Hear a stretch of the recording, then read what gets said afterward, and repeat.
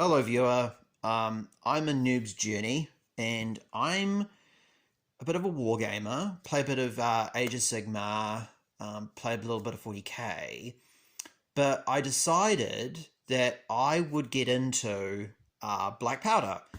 I've never really dabbled that much into it, and currently my country's in level 3 lockdown, so we aren't really allowed to move anywhere or do anything. We're allowed to, go shopping to some degree, contactless pickup and stuff. So I was like, I need to do something over the time. I've got off.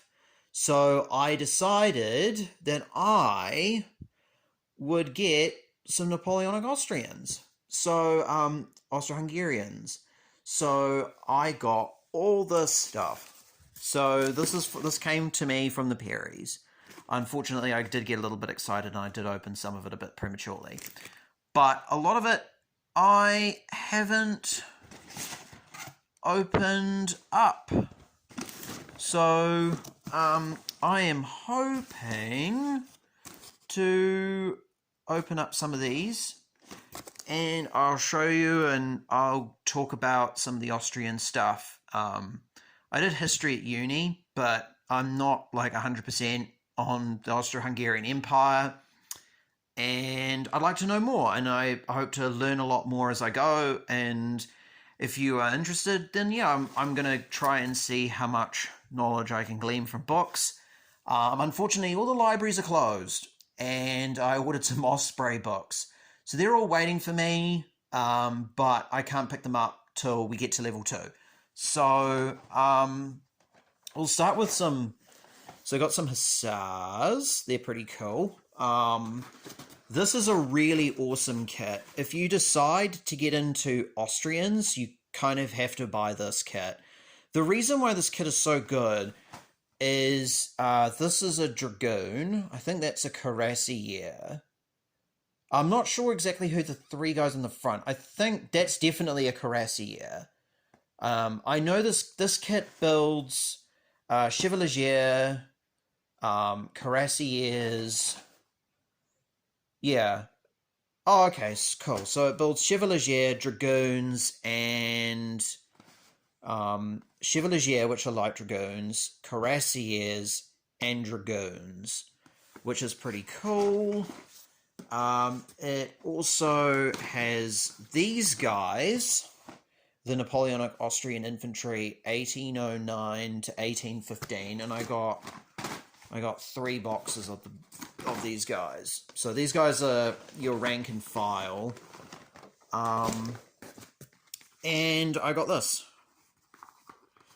I got this little fellow. This guy is pretty cool. He is a officer. I think I'm not sure what type of officer he is.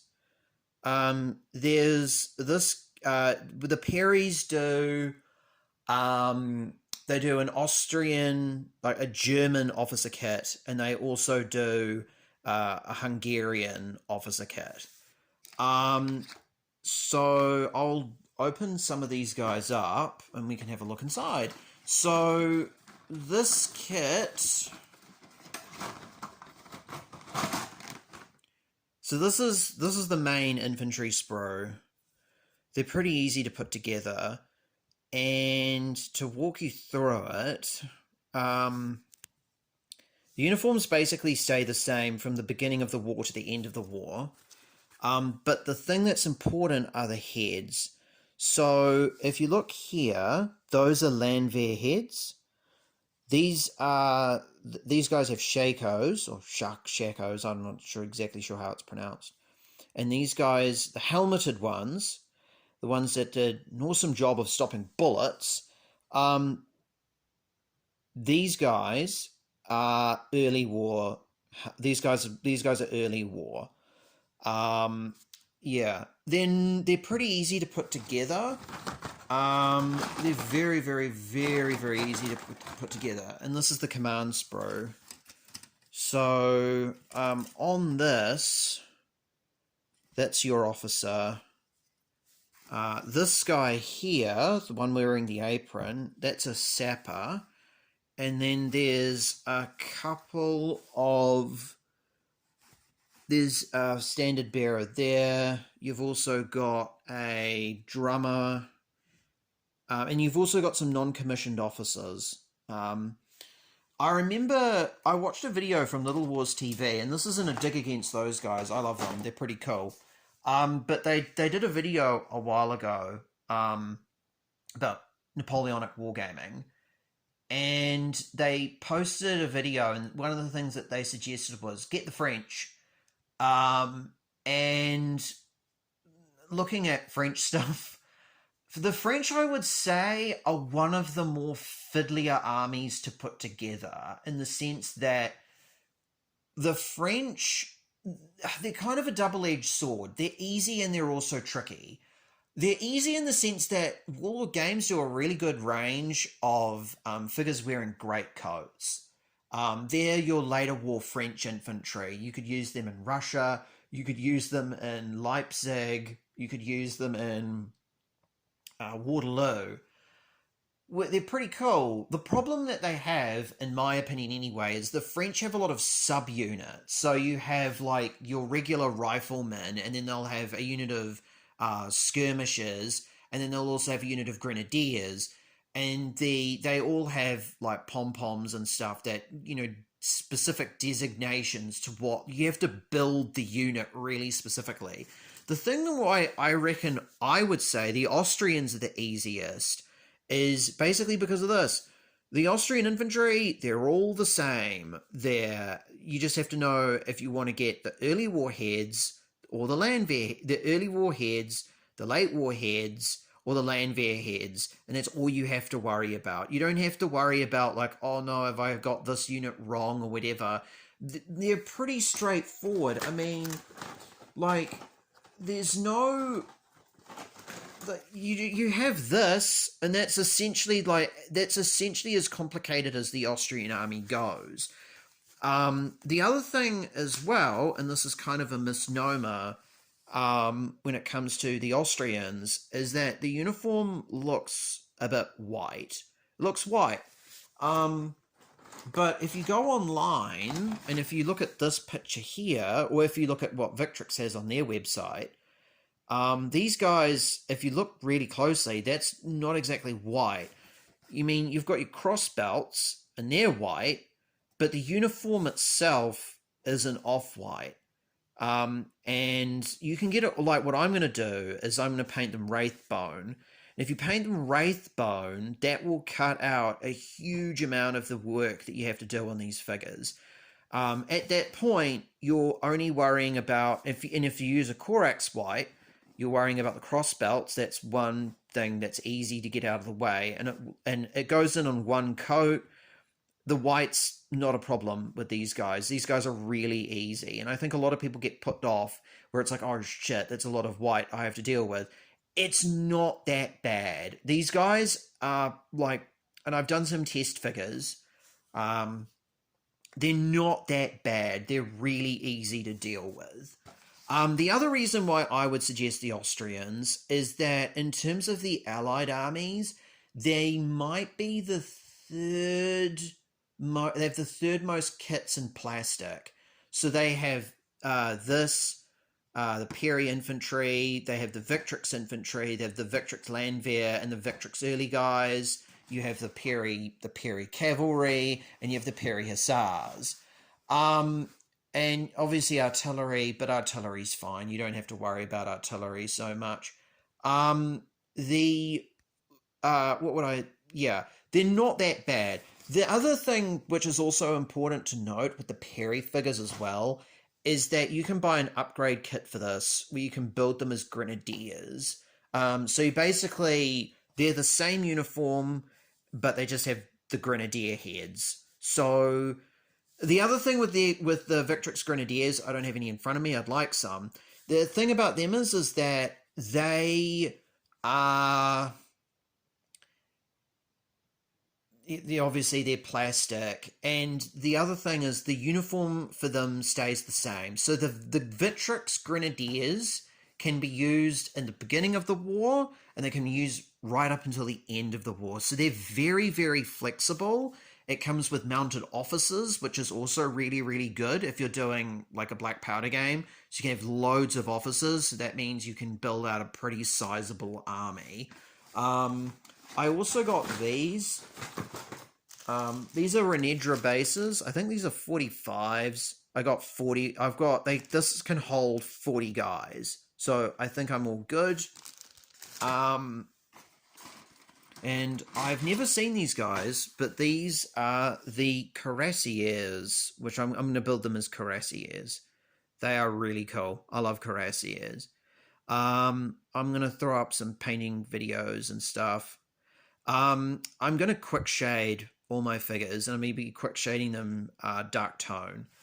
And the reason why I'm going to do that is because you're dealing with a lot of metal figures, and that's like par for the course for Napoleonic wargaming. There's a lot of metal figures. So the reason why I go for dark tone, I go for quick shade, sorry, is because it works as a varnish and it works as a shade. And if you're working with these figures, you will know that if you're working with metal, particularly old school Games Workshop stuff, it chips. It chips real bad. So I would not recommend doing... I would recommend using quick shade. I think it's really good. It's from the Army Painter. If I was putting it on a figure, what I would do if I was painting using quick shade, it says on their box, like, use a brush to paint it on. Never under any circumstance use a brand new brush with quick shade. Even if they say, oh, don't worry, you can just put your paintbrush in tips and it's fine.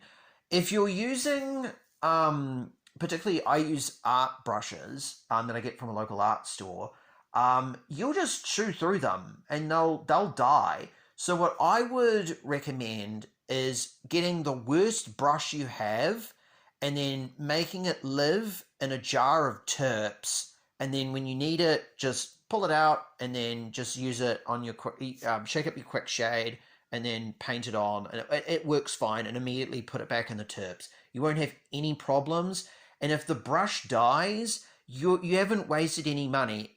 The brush is like in retirement and it's having a really good time. So don't use a new brush. Yeah, oh, definitely. Don't use a new brush. Yeah. And if you're also opening quick shade, another tip that I've learned, you have to shake it up. If you don't shake it up, it won't work. So the other thing that I learned was when you open it, put the lid down, never leave it up. So what happens is that if you leave it down, this side up, what happens is that you'll get the quick shade starts to pull and it makes it difficult for the lid to close.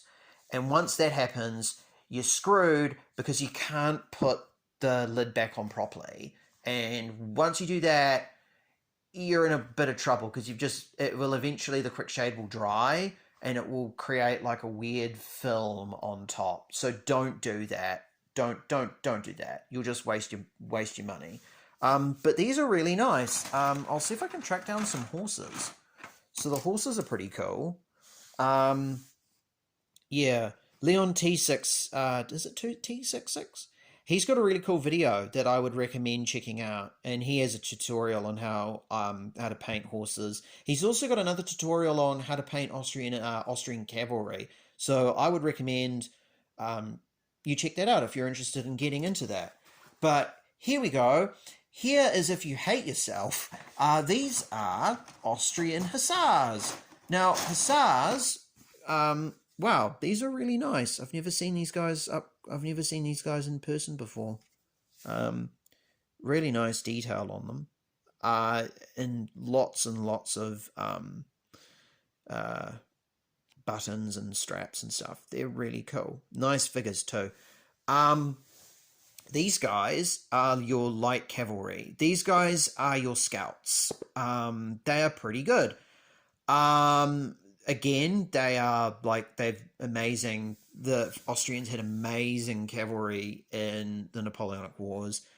They fought to varying degrees of success. The Austrians. There's some carbines there. The Austrians, yeah, they had really amazing cavalry. But yeah, they didn't do that great in the Napoleonic Wars. It was a mixed bag for them. It was a mixed bag of a war. And here are the horses. More horses again. Those are just regular infantry. I'm just trying to see if I can find the officer's sprue. No. I'm not sure where the officer's sprue is. I'll track it down later. But yeah, no, they are really, really not that bad to paint. These guys, I think, will be pretty tricky to do. I think they're not going to be a walk in the park, but you know, they're going to be doable. Absolutely. Not this one. I must have misplaced. Oh no, here it is. So I am hoping to paint. So I'm thinking of painting them like these guys, the Kaiser Frank unit, or Herzog, Ferdinand, Karl d'Este. Or they look pretty cool. They have some really cool. They have some really cool uniforms. Yeah, they're very bright, very colourful. The other thing with Napoleonics, and this is something that John Stallard brought up when you're painting Napoleonic figures, and this is something that the Wars TV brought up too, is that you go, there's so much to do. There's so many figures. This box here has 48. It has 48 infantry. That is a lot. That is a lot of guys to paint. And if I was to offer any suggestions, and this is like coming from, I don't know, take it with what I say with a grain of salt. I have finished my Russians. I'd like to throw them up if any of you, like any viewer is interested in seeing them. If I was to offer any advice about painting Napoleonics, it basically boils down to this. If you're painting Russians, spray them either angel green from the army painter or paint them Caliban green. Do not use, under any circumstance, I mean, you can if you want to, you could spray them chaos black. The reason why I will say don't do that is basically the fact that you've got, I don't know, so if I have, I don't know how many boxes I've got there. I've got 48, that's 90, that's 3 times 40 is 120, 3 times 8 is 24, that's 144 guys. So if I'm spraying them Chaos Black, then I have to give them an off-white colour. I have to paint that on by hand. That's extra work that you don't want to do. I would suggest spraying them Wraithbone, which is what I'm going to do. I'm going to spray them all Wraithbone. The reason why I'm going to spray them Wraithbone is that's a big old chunk of the uniform done. I don't have to worry about that once that's finished. Perfect. Out of the way, done. Main. Perfect. Now, that's a big chunk of my work done. Most of my uniform has been finished, so I don't have to worry about it. I just have to do touch-ups. And the next thing I would suggest is getting some old paint bottles and getting blue tack. Blue tack is what we call in New Zealand. I don't know what they call it in the rest of the world, but it's like use it for hanging up posters and stuff. Put blue tack on top of, say, 20 paint pots and put them all on. Put some of your figures on, the ones that you want to paint, and focus on certain details first. So a lot of people will get a Napoleonic figure. Some may do, some may don't. I don't know.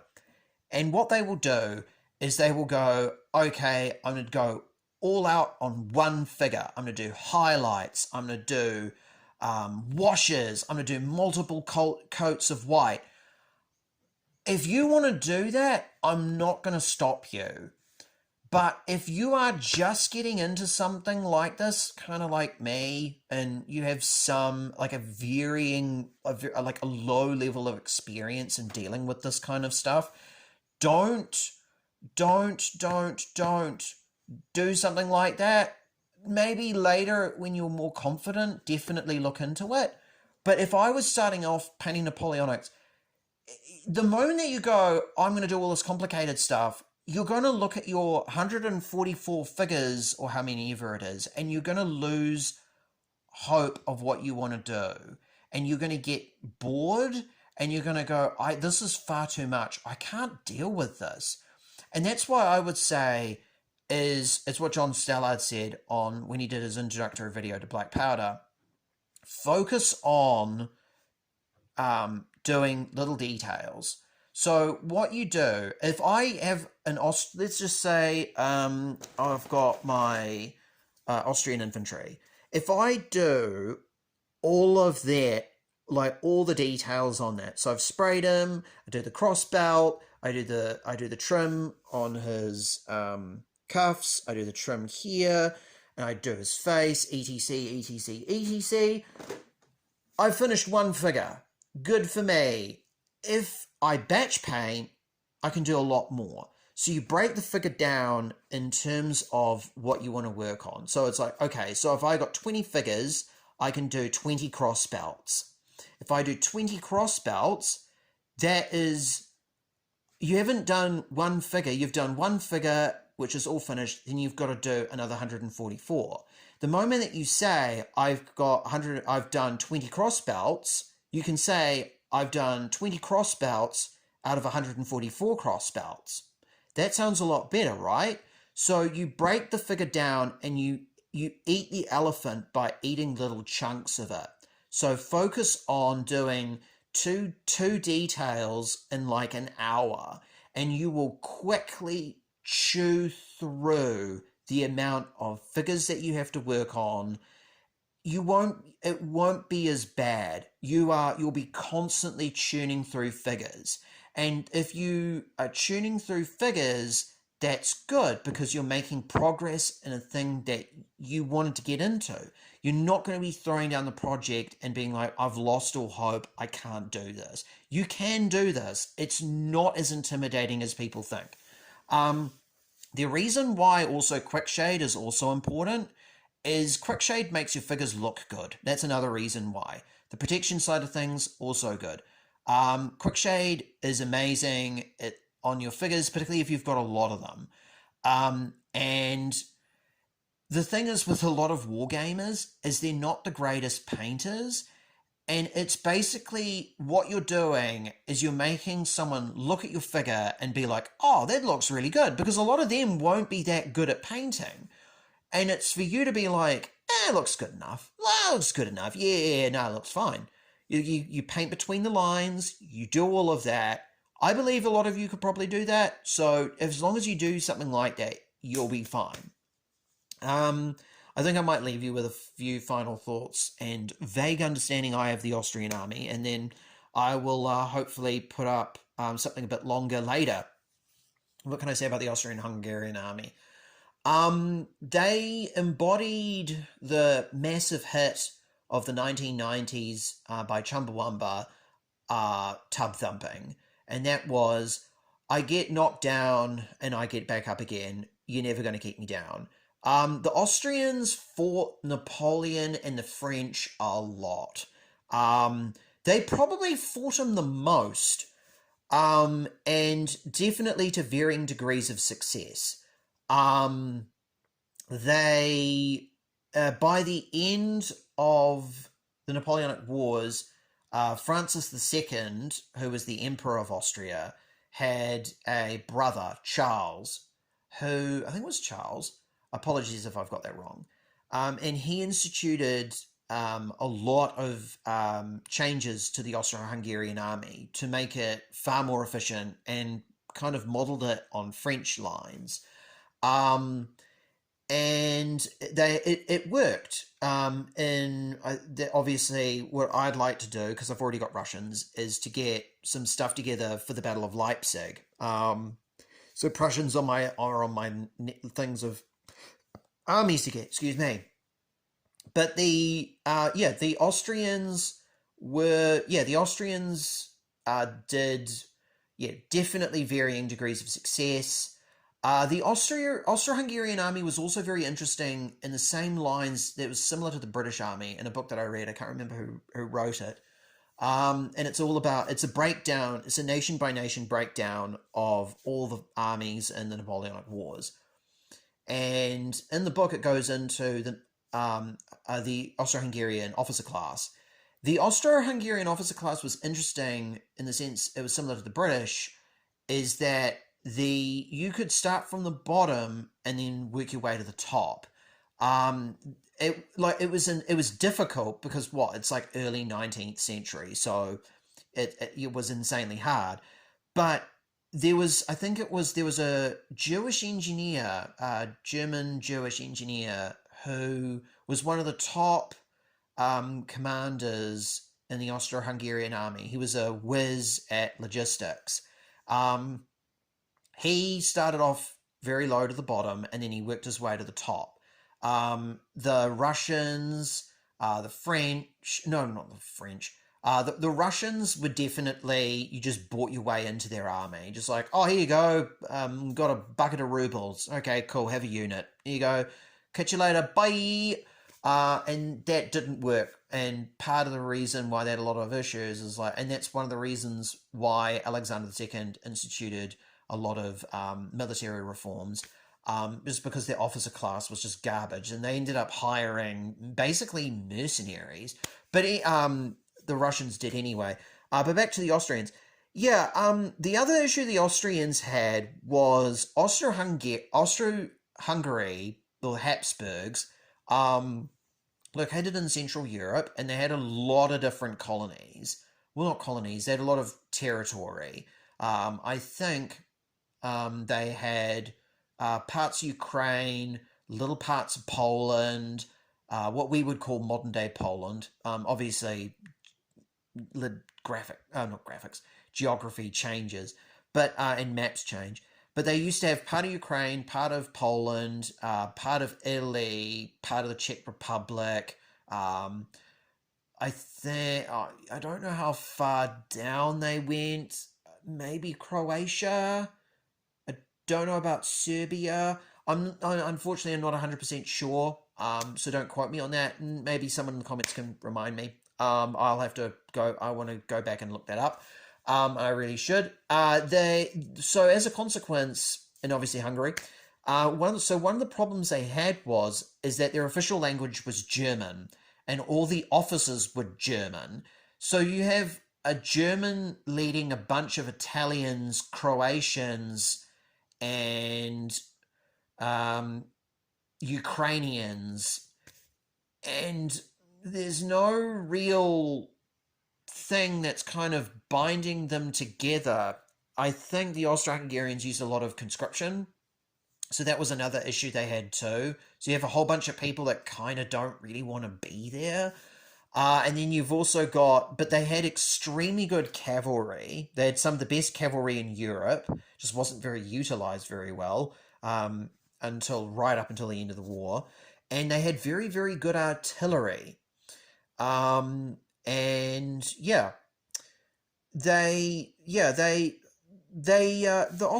Austro-Hungarians are a pretty interesting army. I would say they're one of the easier of the Allied armies to paint and play.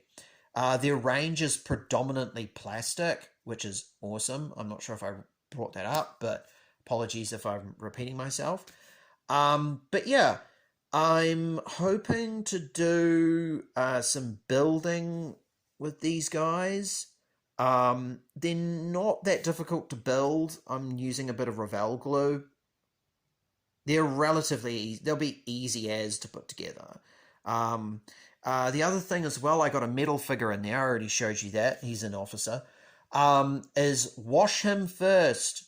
Wash him, wash him, wash him in a bit of dishwashing liquid and warm soapy water. Let him soak in there. The reason why you do that is you've got to get rid of the mold releaser, which is like a chemical agent that helps splits the mold apart. So if you spray them, what might happen is all your paint just sloughs off, like, and you don't want that. These guys are they're not insanely difficult to paint, but you want to show like you want to if you're going to put the effort in, you don't want your figures getting chipped, and you don't want your paint getting all wasted and stuff. Um, and where I am, we're in spring, so I'm hoping maybe in the next couple of days to do some spraying, and I hope the paint doesn't slough off. Well, not slough off. Paint can get a bit weird if it's in these in kind of wet environments. I'm hoping to do some more videos shortly, and I'll catch you all later. Stay safe, and I will talk to you soon. Bye.